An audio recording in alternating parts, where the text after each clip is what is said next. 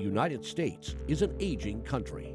Today, there are more middle-aged people in the U.S. than children, and by 2060, there will be more elderly than young children. But the U.S. population didn't always look like this. Back in 1860, the country was quite young.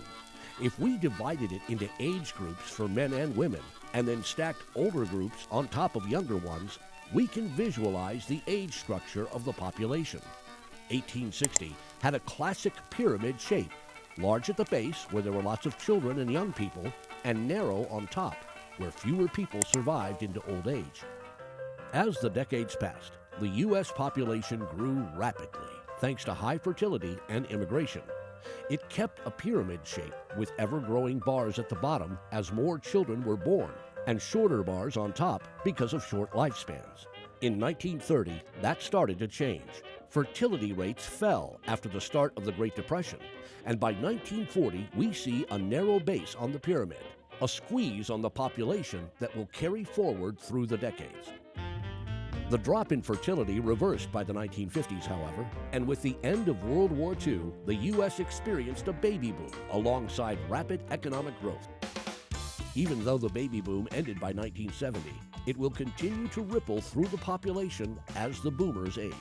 Already by 1990, the population is aging, even before boomers reached middle age.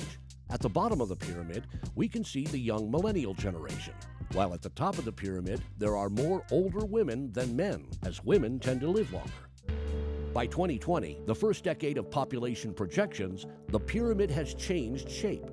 We can see the baby boomers, now as older adults, and the millennial generation, which will have aged into adulthood by 2020. We can also see that the pyramid is lopsided at the oldest ages, with women outliving men. Because of longer life expectancies, women aged 85 and older will continue to outnumber older men. As people continue to live longer, the pyramid is projected to become top-heavy in the coming decades, so that finally, by 2060, there will be more elderly than young children in the United States.